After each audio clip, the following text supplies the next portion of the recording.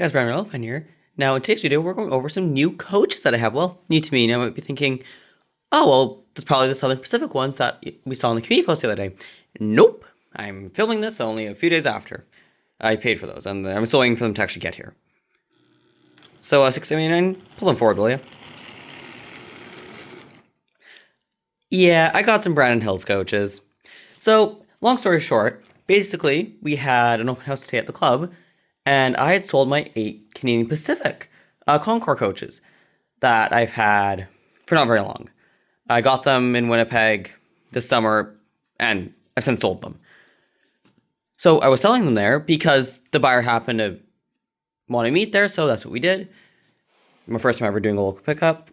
And you might be noticing, how does that factor in with these? Well, in a box, for sale, for $10 total, was this. And not just this one, but... Oh, and these, I'm not sure, they're lifelikes, by the way. This one as well. This one, and these are the 3 marked lifelikes. And then there is these 2. These are unmarked, I'm not sure what brand they are. Now, the front coach has lights. These 2 also have lights, but I cut the wire off because the pickups were shorting out the track because they're total metal wheels. All of them, including the axles, the complete metal. I will eventually fix that. Now, just for a quick note, this guy's waiting a new speaker. That guy's connection was tenders loose, and that guy's just sitting there. Because I was cleaning his wheels, I think is what it was. In any case, now, obviously, we can see there are 2 different colors there for some reason. But long story short, apparently a former member made these a long time ago. I'm not sure how long. And eventually they, I guess, got passed on to the club, and they've been sitting in the box, but in a box following along the club. And since they were finally up for sale today, and I saw them for the second time. First time I saw them, I was cleaning up underneath the layout back a few months ago. So, yeah, decided to buy them. Now, they didn't have a knuckle on the front here. They're all horn hooks. I just happened to swap one out so I could run it today at the club when I bought them. $10 for all of them. So, I'm really happy. My intention is to eventually put custom interiors in them. Put, passengers in them. Put, LED lighting in them. Basically, put horn hook couplers on them. I'm not sure if I'm going to do body mount or if I'm going to do truck mounted. Haven't decided yet. But they're going to be basically a fleet one. Now again, these 3 are marked lifelikes. These ones I'm not sure. They don't say. This, because it's the one, I'll take it off. This is its bottom, so I'm not sure what brand it is. Even has at the back. But in any case, yeah, these are older ones. But that being said, I think it'd be really nice to get these to, back to their prime and looking really good. Now, are they worth it to do this with old lifelikes and whatever this other brand is?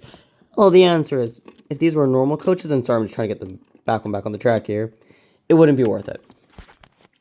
But because these are ones that have a history with the club, and they're literally say Brandon Hills, and it's the Brandon Hills Motor Railway Club, I feel like it's just right that I deck them out, put new wheels on to make them, better, put, much more modern ones on, basically, put much newer pickups on them, make these coaches lighted, make them decorated, basically bring them up to a more modern standard and keep them going.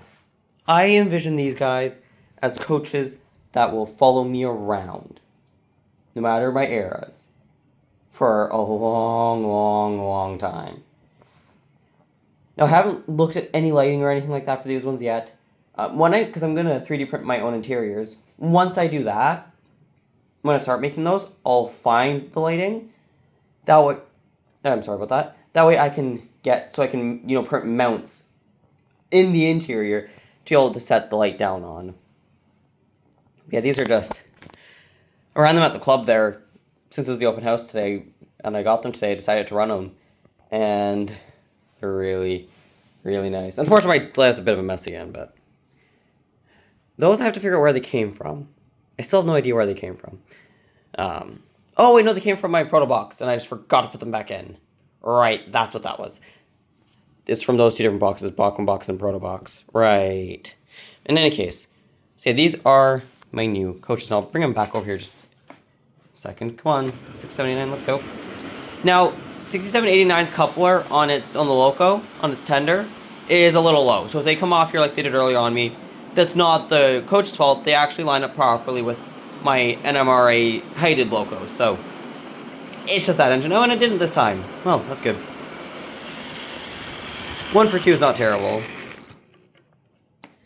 Yeah, so I'm going to be doing all that with these. I'm going to make a whole video series on them.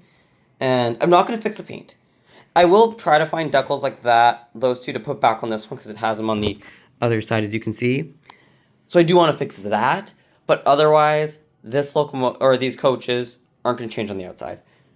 I'm going to try my best not to change them. Now, obviously, I'm going to do more modern knuckle couplers, and again, I haven't decided body or truck mounted yet. And I'm going to be, putting more modern wheel sets on and rigging my own pickup system for them. But that's the extent of the modifications on the exterior. I simply want these coaches to be ones that I can use and have fun with, that truly have a history. So thank you for watching, everybody. I'll see you guys all in the next video.